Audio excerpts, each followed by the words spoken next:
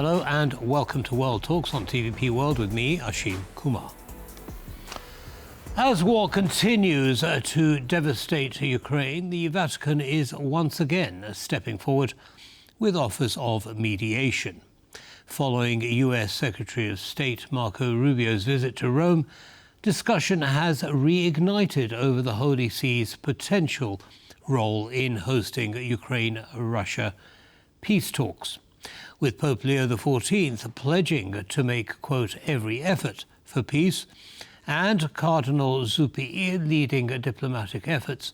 We explore the Vatican's influence and limitations with Giuseppe Adamo, Italian expert at the Institute of New Europe. Welcome back, Giuseppe. Thank you. It's nice to be here again. Well, nice to have you, sir. So talk me through this. It's unusual, isn't it, for Secretary of State, US Secretary of State, to come along to the Vatican and start talking about the Vatican's role in peace talks, isn't it? We could say yes, it's unusual for the media, because if we have to analyze the Vatican role of their diplomatic action, one of the main characteristics of this is that they are usually works on behind. They works on kind of undercover. Mm-hmm. There is a lot of silence on the Vatican action on the diplomatic lines, but those who are working in the UN, those who are part of this diplomatic world, knows really, really well that the Vatican capabilities of brokering deals is really extensive, actually. They possess a soft power that is unusual for any other states, because they have been seen as politically neutral, but also with a huge extended network all around the world that every other intelligence service or every other government could only dream to have. People like diplomats working on the field role knows really, really well that the Vatican's role is really important on negotiation and mediation, as is basically a more extensive and powerful Switzerland, if you call it like that. Right. Okay. But one of the main characteristics of their action is that they keep it silent to the media. So it is there, but the media find it unusual when they get involved. But the diplomats know really, really well that this is something pretty common, actually. All right. Well, as you say, I think many would be surprised by what you say. But to just clarify something for me, the Vatican, as you just said, is neutral, politically neutral, and yet it isn't, is it? It's quite influential politically. There's a tension there. Explain that to us. Being neutral and being influential, they're not mutually exclusive. One of the main purposes of the Holy See is how they say they're working for the whole humanity. So despite being a form of government, they don't have aims and objectives who are strictly political. They have aims and diplomatic aims that are rather humanitarian. This goes beyond the classical politics and have had a global approach. This is what makes them pretty unique in the diplomatic world. Many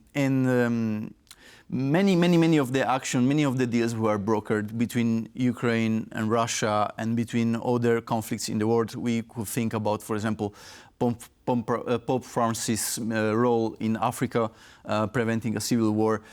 Could be seen on one of the most effective diplomatic actions in terms of negotiation and mediation that we could find right now in the political scene.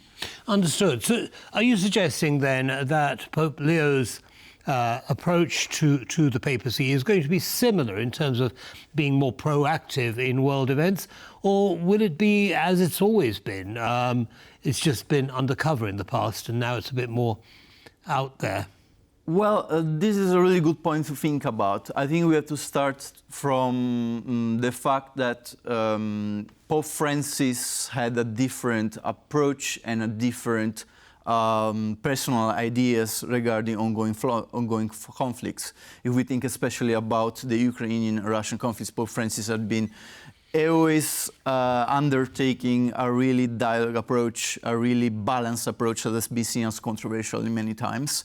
When Robert Prevost is like the Pope Leo XIV, is American. And we already found many videos speaking about the issues as a cardinal, who really condemned, without any doubts, the full-scale invasion on Ukraine as a form of Russian imperialism. If it's true that Pope Leo XIV has this characteristic that tends to be, he kind of understands social media. I think he was the first pope that was using social media as a private user, not as institutional. He had a Twitter account where he was reposting and writing stuff. So we can already figure out his personal ideas. He understands the role of the media, he understands the role of state disinformation. Something was not absolutely granted for his predecessors, which actually lived in a pre-digital media world. So what I think they could have a similar stance, for example, on immigration, on refugees. But when it's about the full-scale invasion of Ukraine, I think that the Pope is mostly aligned with the West. But of course, in the Vatican terms, he could not completely go beyond political terms. He has always to have an humanitarian surface that is always priority for the Vatican.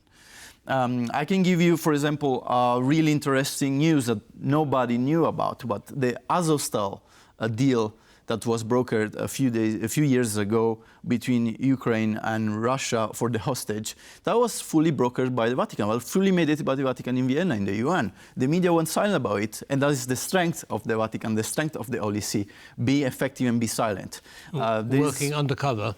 Okay, undercover. There is a really interesting saying the Holy See possesses no tanks, but he has longest corridors that every Ministry of Foreign Affairs could only dream about. Understood. So, okay, that's an interesting point that you make about the Azovstal issue. What does that tell you about the Russian attitude towards the Catholic Church becoming involved in this war?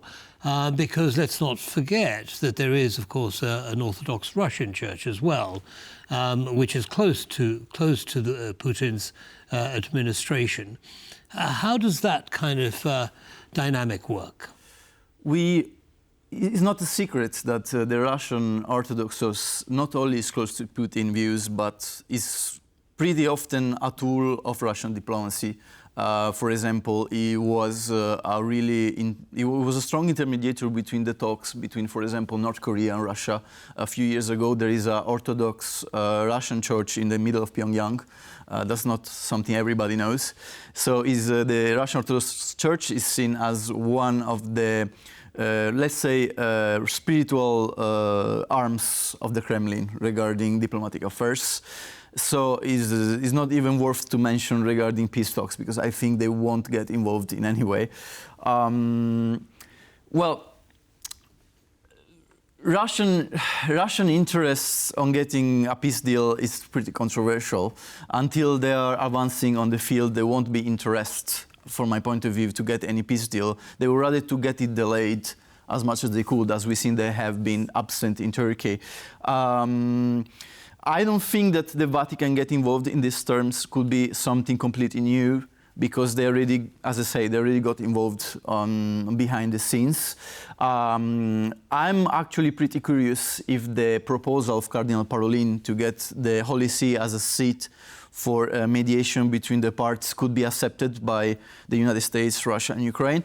That could be the case, but that's not absolutely obvious. As we've seen, Putin is trying to reach alone to President Trump, because he thinks that the less interlocutors to this peace deal, to this ceasefire, the better for him, because he could talk directly to the United States, and I think his dream is to have a sort of partition between the two superpowers.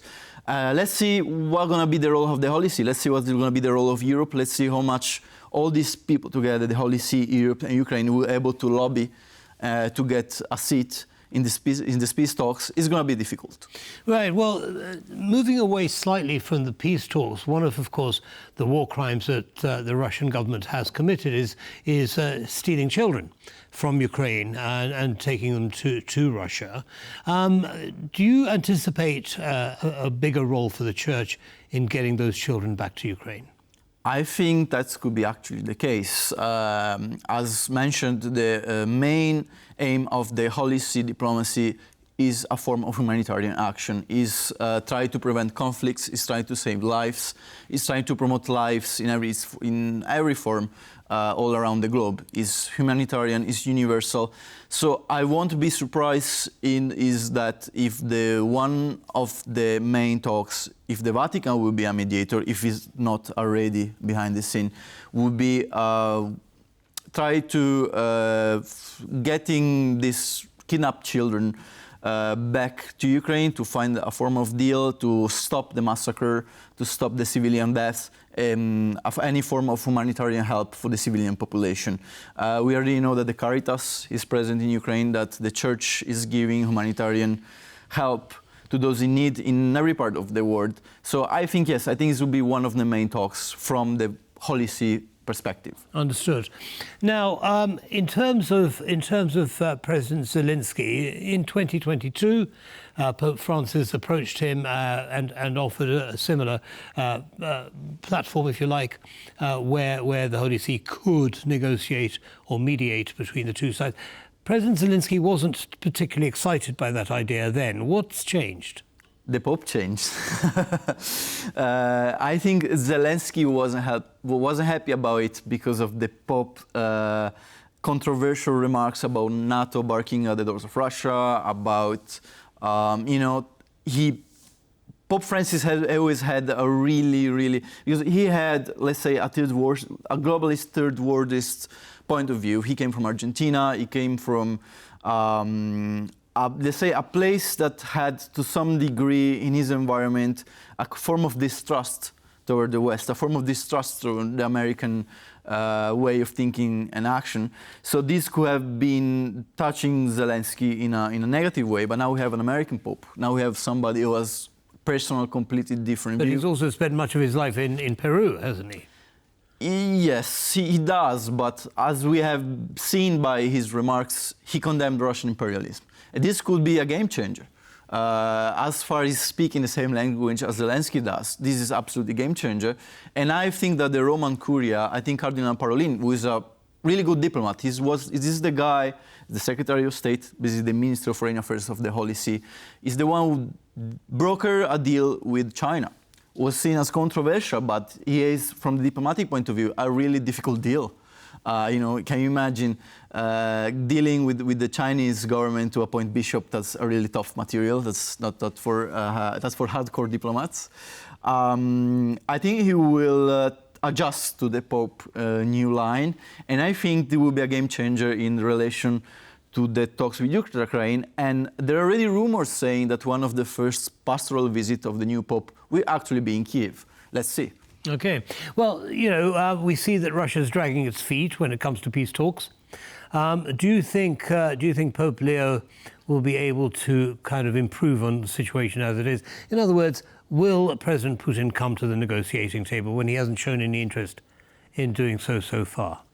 I'm more pessimistic about it. I think that with people who really clear imperialistic tendencies and really clear violent tendencies, they would rather try to postpone the talks until two criteria will be satisfied. The first, that he obtains what he wants.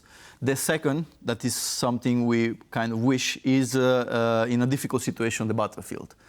I don't think if these two criteria are satisfied, there will be any interest from Russian side to sit. What for? They are advancing, they are getting new territories, they are pretty cynical regarding human lives, so I don't think that losing a few thousand soldiers every week makes an impact on their morale.